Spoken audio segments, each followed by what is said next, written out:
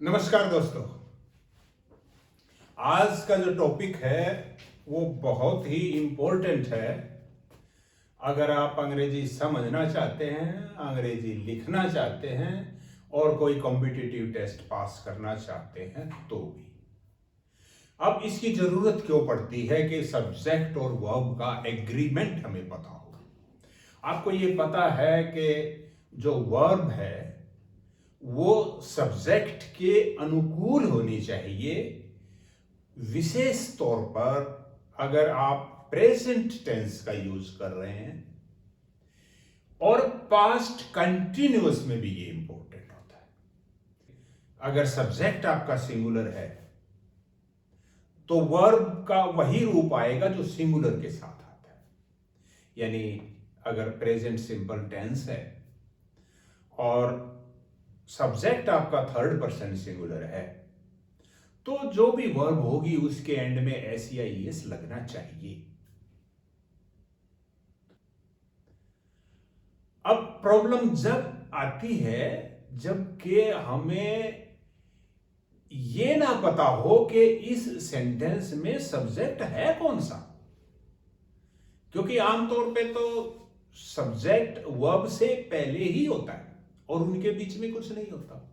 लेकिन बहुत बार ऐसा होता है कि सेंटेंस लंबा होने के कारण जो सब्जेक्ट है उसके बारे में कुछ अतिरिक्त सूचना भी साथ में दे देते हैं और फिर हम वर्ब बताते हैं।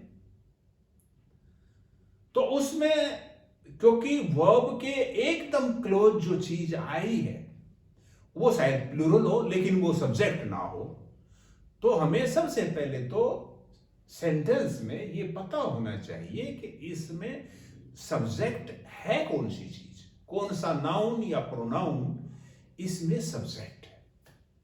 और कई बार ये होता है कि जो नाउन है उसकी जगह नाउन फ्रेज होता है और वो फ्रेज तो थोड़ा लंबा होता है, तो उसमें पता नहीं लगता कि इस नाउन का हेड क्या है। जैसे कल हम कर रहे थे कि माई सन्स टीचर। अब इसमें सही जो सब्जेक्ट है, सही जो नाउन है वो टीचर है। जो माई सन्स है ये तो उसके बारे में थोड़ी एडिशनल इंफॉर्मेशन दे रहा है। अगर ऐसा हो teacher of my daughters teach और टीचेज इन दिस स्कूल, ऐसे आपको ढूंढना हो तो हमें सब्जेक्ट आइडेंटिफाई करना आना चाहिए। दूसरी प्रॉब्लम कब होती है, जब सब्जेक्ट हमने आइडेंटिफाई तो कर लिया लेकिन हमें यह नहीं पता कि ये सिंगुलर है या प्लूरल है और वर्ब का कौन सा रूप लगाएं, यानी इसके साथ सिंगुलर वर्ब लगाएं या इसके साथ प्लूरल वर्ब लगाएं। वो दिक्कत होती है। दो कैटेगरी हुई। तीसरी कैटेगरी ये होती है कि दो नाउन मिलके एक सब्जेक्ट का काम करते हैं, यानी उसमें कंपाउंड सब्जेक्ट होता है और वो जिस कंजंक्शन से जुड़े होते हैं उस पे निर्भर करता है कि इसमें जो वर्ब आएगी वो प्लूरल वर्ब आएगी या सिंगुलर वर्ब आएगी। ये तीन कैटेगरी हैं, इनको हम बारी बारी अब करेंगे। एक जो सबसे कॉमन है, दो नाउन्स को जोड़ता है, जो कंपाउंड सब्जेक्ट बनाता है, वो कंजंक्शन हमारी एंड है। तो इनकी तीन ग्रुप में हम देखेंगे कंजंक्शंस को। जब दो नाउन एंड से जुड़े हों या दूसरी कैटेगरी में और या फिर नोर इनसे जुड़े हों, ये दूसरी कैटेगरी है। और फिर एक तीसरी कैटेगरी भी है जो इन तीन वर्ड्स के अलावा है, जैसे as well as, together with, accompanied with, as also, इस तरह के भी कुछ कंजंक्शंस होते हैं। तो देखिए क्या है, रूल क्या है। आप रूल तो कुछ भी हो, आप तीन बातें मुख्य रूप से ध्यान रखो जब कंजंक्शन के साथ आपने देखना हो। अगर दो नाउन्स चाहे वो सिंगुलर हो या प्लूरल हो, अगर एंड से जुड़े हुए हैं तो आपने प्लूरल वर्ब लगानी है, हमेशा ही प्लूरल लगानी। अगर एंड से जुड़े हुए हैं तो, चाहे वो सिंगुलर हो चाहे प्लूरल हो। अगर वो और या नोर से जुड़े हुए हों तो आपने ये देखना है कि इसमें जो दो सब्जेक्ट हैं जो और कंजंक्शन से या नोर कंजंक्शन से जुड़े हुए हैं, उनमें से वर्ब के पास कौन सा है उन सब्जेक्ट्स में से, तो जो वर्ब के पास होगा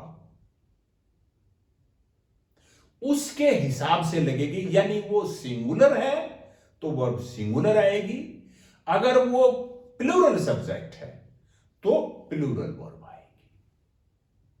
क्लियर? अब अगर इसके और इसके अलावा कोई और कंजंक्शन है, जैसे as well as, together with, accompanied by, as also, joint by, including, excluding, ये मैं डिस्क्रिप्शन में डाल दूंगा इनकी मोटी लिस्ट। अगर इनमें से कोई है तो आपने वर्ब की वो फॉर्म लगानी है जो उस सब्जेक्ट के साथ आनी चाहिए जो इन कंजंक्शन से पहले है। यानी जो कंजंक्शन से पहले आता है, अगर वो S1 है सब्जेक्ट 1, जो बाद में आता है वो S2, तो अगर वो और नोर से जुड़े हुए हैं, इनके बीच में और या नोर है, तो आपने वर्ब का रूप इसके हिसाब से डिसाइड करना है। और अगर कोई और आया हुआ है एंड और नोर को छोड़ के, accompanied by, as well as वगैरह, फिर आपने इसके हिसाब से देखना है, यानी जो सब्जेक्ट पहले आया हुआ है। मेरे ख्याल से ये प्रैक्टिकली अब आपको होगा। आइए एक प्रैक्टिस करते हैं। All the science students and their teacher, यहां पर खाली जगह है, going to the zoo tomorrow. अभी मैंने बताया था कि सब्जेक्ट इसमें दो है, ऑल द साइंस स्टूडेंट्स और देयर टीचर। ये सिंगुलर है, ये प्लूरल है, एंड से जुड़े हुए हैं। तो मैंने बताया था एंड से जुड़े हो तब आपने सिंगुलर प्लूरल के झंझट में जाना ही नहीं है, वर्ब वो लगा देनी है जो प्लूरल वर्ब के साथ लगती है, प्लूरल सब्जेक्ट के साथ लगती है। तो प्लूरल के साथ सब्जेक्ट से यहां पर आर होना चाहिए, are going to the zoo tomorrow. ये आपका हो गया। इसमें कुछ एक्सेप्शन है। एक्सेप्शन क्या है? कई बार दो चीजें मिलकर एंड से जुड़ी होती है वो, लेकिन वो एक ही चीज का आइडिया देती है, तब आपने सिंगुलर फॉर्म लगानी है। जैसे ब्रेड एंड बटर, दोनों चीज एक ही, यानी ब्रेड और बटर मिलके खाना तो एक ही बनाते हैं, एक ही चीज का आइडिया है ये। Bread and butter is their favourite breakfast. Dal bhat, dal bhat is a favourite dinner in Bihar and Uttar Pradesh. इसी तरह से the cart and the horse, इकट्ठे ही बैलगाड़ी बनाते हैं ये। The cart and the horse is at the gate, is लगेगा वहां पर, तो ये ध्यान रखना है। दूसरा एक्सेप्शन क्या है? कभी कभी आपका कोई प्रोवर्ब होती है अंग्रेज की, वो क्या करते हैं, दो चीजों को जोड़ के और उनके साथ जो वर्ब का रूप लगाते हैं उनको सिंगुलर ट्रीट करके लगाते हैं। जैसे आपने सुना होगा, ये कॉम्पिटिटिव टेस्ट में बहुत बार आता है, slow and study wins the race. अब वैसे तो दो हैं, स्लो एंड स्टडी, लेकिन उन दोनों को जोड़ के वो एक ही चीज का आइडिया दे रहे हैं, इसलिए विन ना करके विंच करना है वहां पर। तो ये इसके थोड़े से एक्सेप्शन हैं, दो तीन बस। तो एंड से हो गया। अब मान लिया ये एंड से ना जुड़ के और से जुड़े हुए हो, ऑल द साइंस स्टूडेंट्स और देयर टीचर।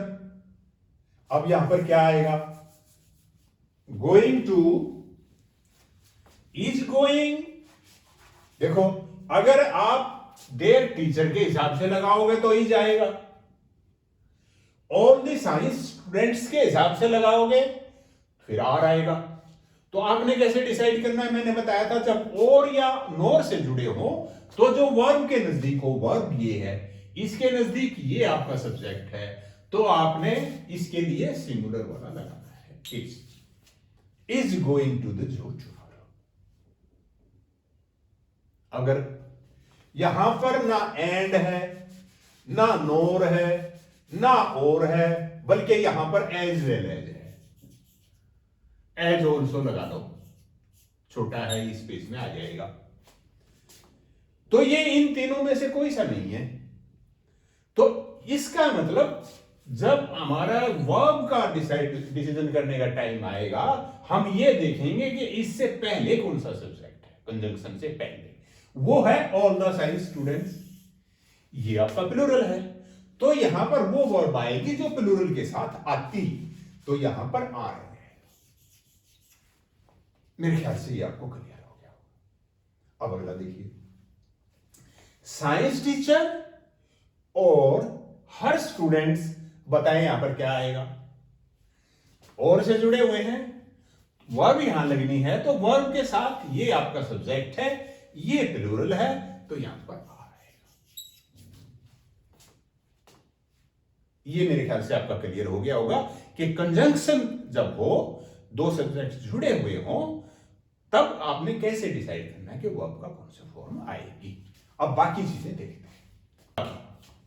मैंने कहा था कि दूसरी दिक्कत हमें यह आती है कि सब्जेक्ट और वर्ब के बीच में कुछ और आ जाता है और हम सब्जेक्ट को सही को पहचान नहीं पाते। कैसे? ये सेंटेंस है, Munshi Premchand who wrote many novels, stories and plays, यहां पर a school teacher, was a school teacher और वर ए स्कूल टीचर। ये कंफ्यूजन क्यों होगा?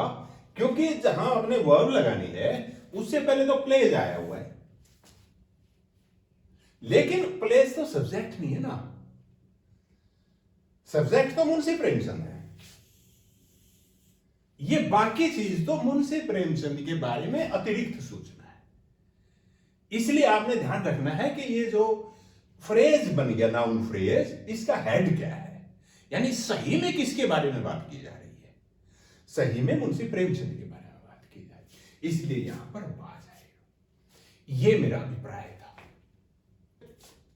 कुछ सब्जेक्ट ऐसे होते हैं जिनका हम पहचान नहीं पाते कि इसको सिंगुलर ट्रीट करें या प्लूरल ट्रीट करें, उसमें हमें क्या करना है। ऐसे प्रोनाउंस को इनडेफिनेट प्रोनाउंस कहते हैं, यानी उनका इनडेफिनेट होता है, वो किसी खास डेफिनेट व्यक्ति के लिए नहीं आती, वो इनडेफिनेट होती है। वो कौन सी? देखो, ये मैंने यहां पर कुछ दिए हैं, ये पूरी लिस्ट होती है। कौन सी? ईच और एवरी, फिर एवरी के साथ एवरीवन भी और एवरीबॉडी भी, ये देखो हो गया। इसी तरह से समवन भी और समबॉडी भी, फिर नोवन भी और नोबॉडी भी, फिर एनीवन और एनीबॉडी, फिर आइदर नाइदर और मैनी ए। मैनी ए को थोड़ा सा समझना पड़ेगा ढंग से, बाकियों को देख लो एक बार। इनमें से कोई है आपका सब्जेक्ट, तो आपने सिंगुलर वर्ब लगानी है, क्योंकि ये सिंगुलर ट्रीट होते हैं। मैनी ए का मीनिंग क्या होता है? जैसे कोई कहे many a students, many students do not या does not go to या attend the classes।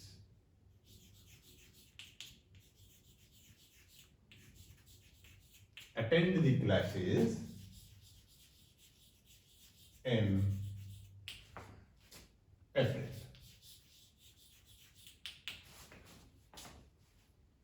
बहुत सारे। अच्छा, इसमें देखो क्या है, ये इस मैनी को आप इसके साथ कंफ्यूज मत करो। पहली बात तो ये यहां पर एस नहीं लगेगा, स्टूडेंट्स नहीं होगा, यहां पर स्टूडेंट होगा। Many a student.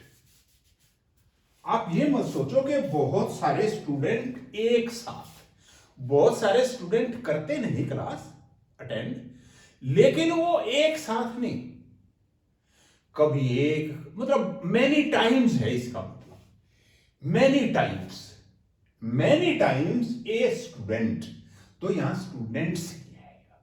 आप ये समझो कि ये आपका सब्जेक्ट है, ये मैनी तो ओकेजन्स को दिखाने के लिए है, on many occasions a student does not.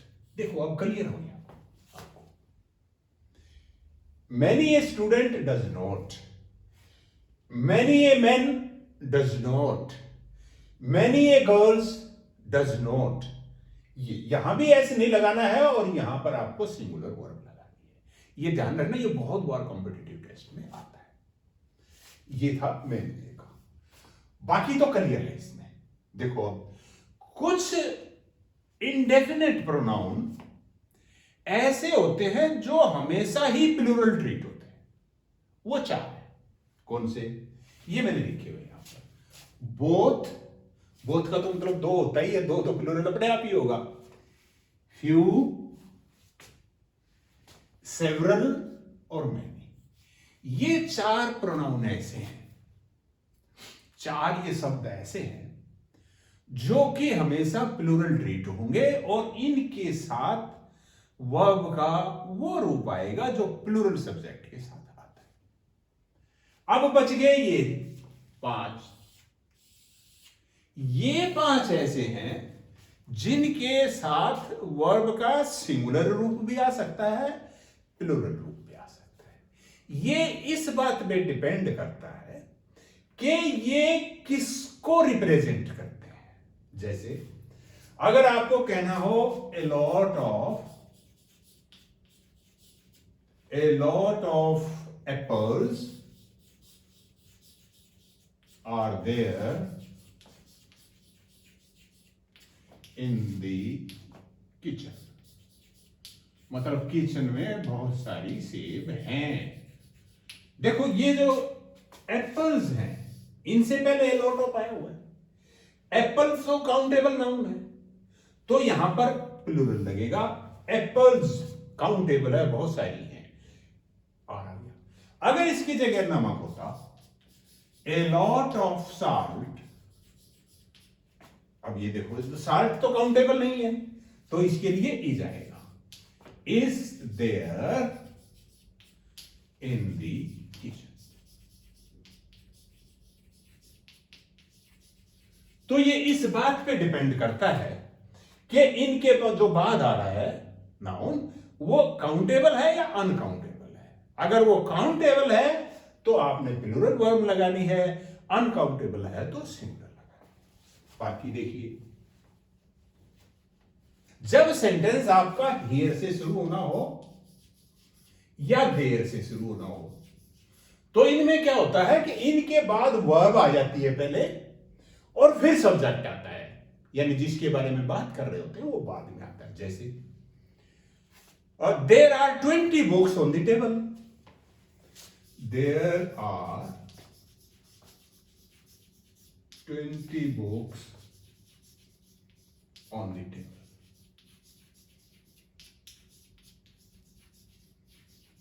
मेज पर 20 किताबें हैं। अब ये तो वर्ब है और सब्जेक्ट आपका ये है 20 बुक्स। ये क्योंकि प्लूरल है इसलिए यहां पर आर आएगा। अगर एक बुक होती, a book on the table, फिर आप यहां पर इज करते, there is a book on the table. या देखें, वो जा रहे हैं पुलिस वाले, देयर गो द पुलिसमैन।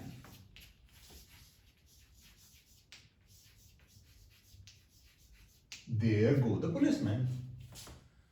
और अगर एक जा रहा हो, देयर गोज,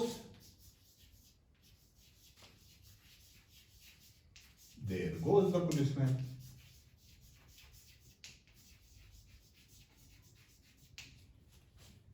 इसी तरह से हियर में भी ऐसे ही होता है। आप देखें कि रेड आईज इज या are a symptom of eye flu.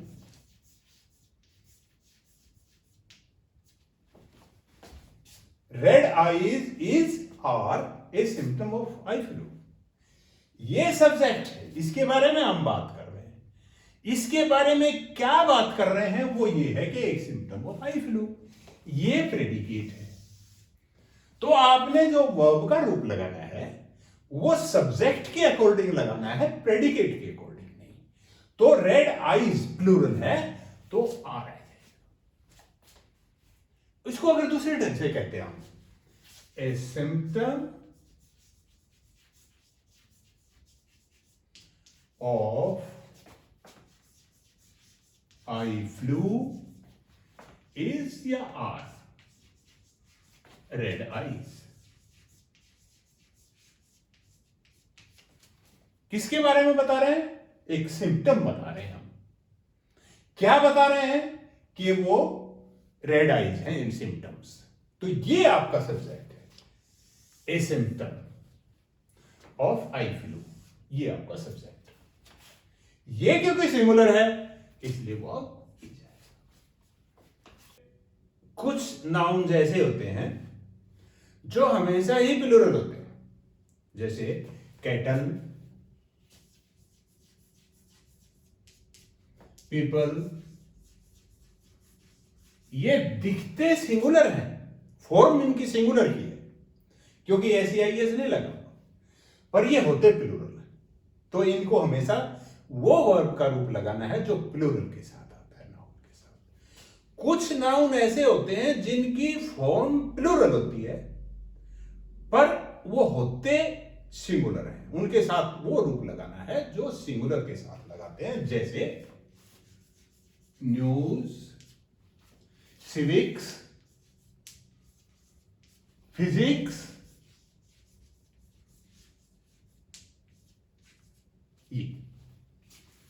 Economics.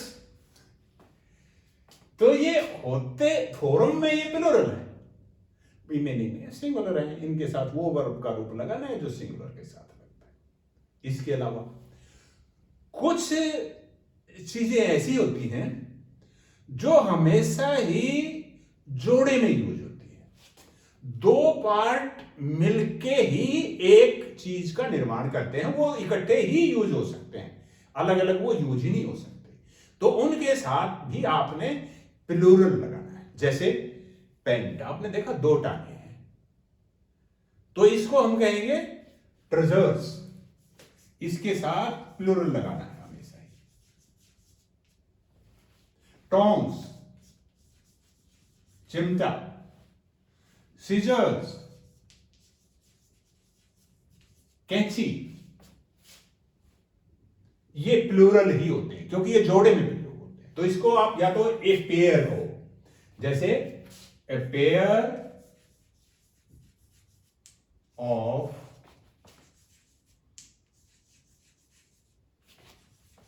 Trousers needs to be washed.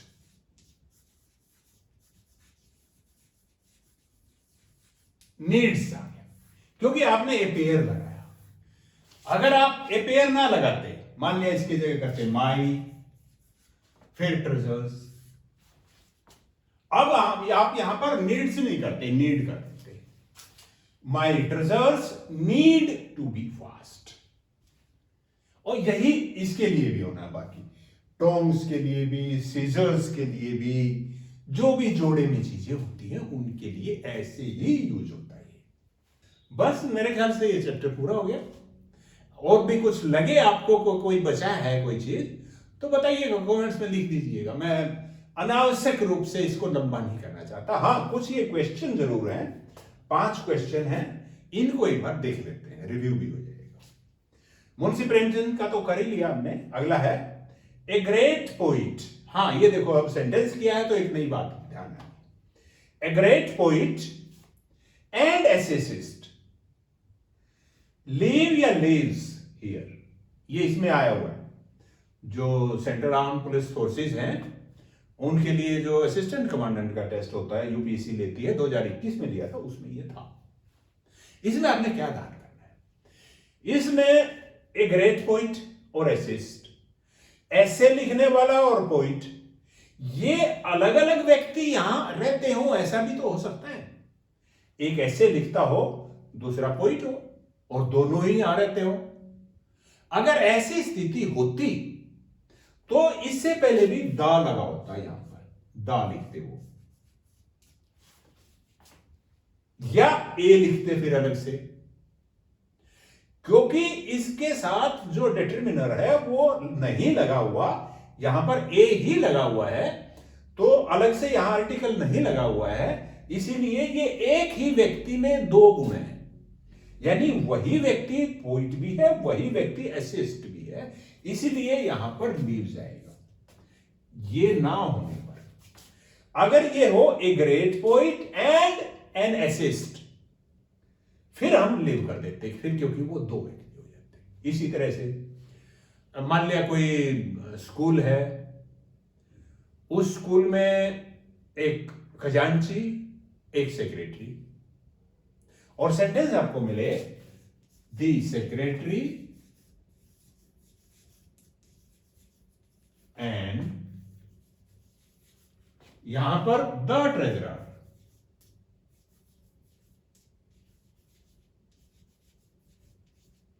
अब यहां पर आगे इसमें लिखा हुआ है, खाली जगह देके coming today.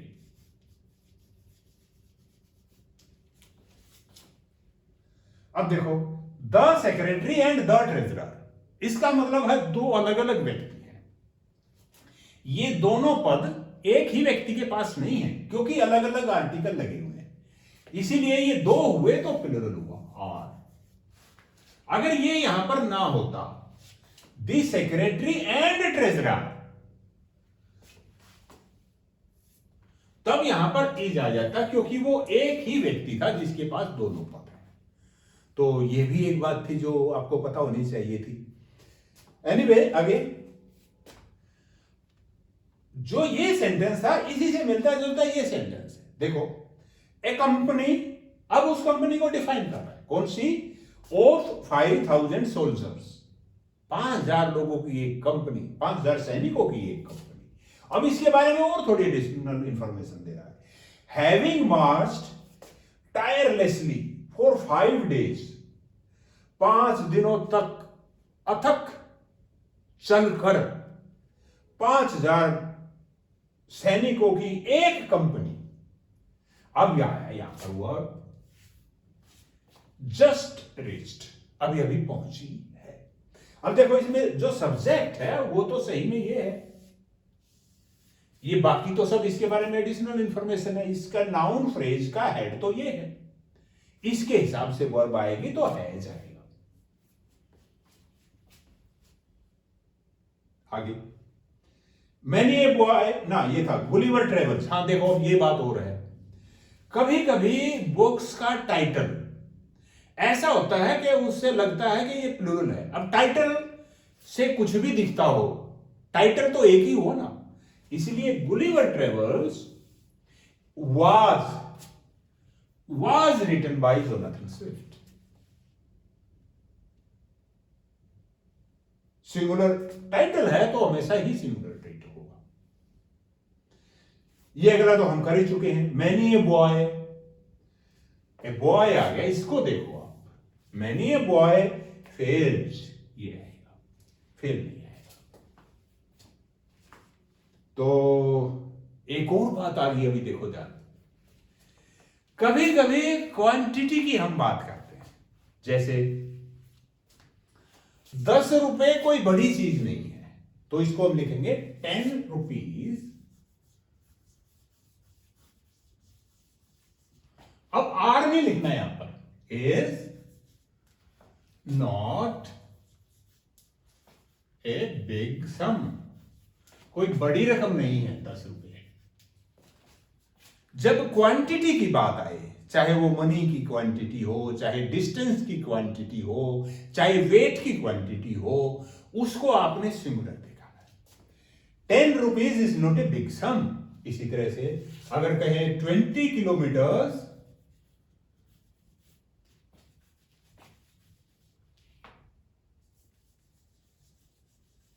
is not a big distance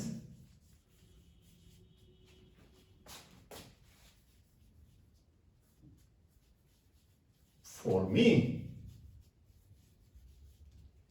20 kilometres is not a big distance for me. हालांकि ये प्लूरल दिखता है, पर ये क्योंकि क्वांटिटी है इसलिए इज, यहां भी इज। तो इस तरह से अब आप हमने इस चैप्टर को समझ किया। तो फिर एक बार देख लें। देखो, सबसे पहले हमें यह देखना है कि जो सब्जेक्ट्स जुड़े हुए हैं उनमें कैसे डिसाइड करें। तो कंजंक्शन पे डिपेंड करता है कि वो किस कंजंक्शन से जुड़े हैं। अगर वो एंड से जुड़े हैं तो हमेशा ही वर्ब की प्लूरल फॉर्म लगाओ।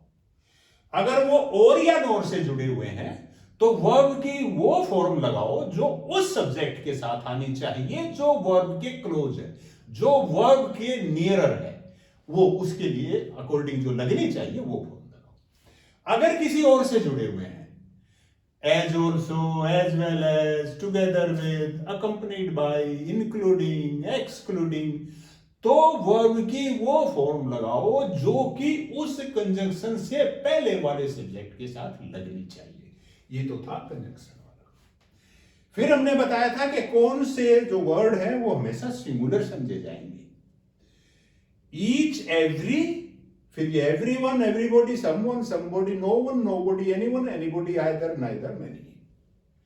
फिर ये थे 4 ऐसे शब्द थे जो हमेशा प्लूरल समझे जाएंगे। Both, few, several and many. Many को इसके साथ कंफ्यूज मत करना है, इसमें मैनी ए है, मैनी नहीं है। फिर ये 5 शब्द ऐसे थे जो सिंगुलर भी ट्रीट हो सकते हैं, प्लूरल भी ट्रीट हो सकते हैं। ये इस बात पे डिपेंड करता है कि इनके बाद में काउंटेबल नाउन है या अनकाउंटेबल नाउन। फिर हमने इसके कुछ एक्सेप्शन भी किए थे कि एंड से जुड़े हों 2 सब्जेक्ट, 2 नाउन, और उनको कभी कभी हम एंड से जुड़ने के बाद भी सिंगुलर ट्रीट करते हैं क्योंकि वो एक ही चीज का आइडिया देते हैं। फिर हमने किया था कि जब हम क्वांटिटी की बात करें, अभी जो लेटेस्ट किया था, क्वांटिटी की बात करें, चाहे मनी हो, चाहे डिस्टेंस हो, चाहे वेट हो, तो हमने सिंगुलर वर्ब लगानी है। फिर हमने किया था कि अगर हम देखें कि कोई व्यक्ति है, उसके पास एक से ज्यादा पद है और हमने उनको बताना है, एक से ज्यादा है, तो फिर हम जो दूसरी बार उसका वो लिखेंगे, उसका गुण लिखेंगे, उसको बताएंगे, एंड लगाने के बाद उस पे हम कोई आर्टिकल नहीं लगाएंगे।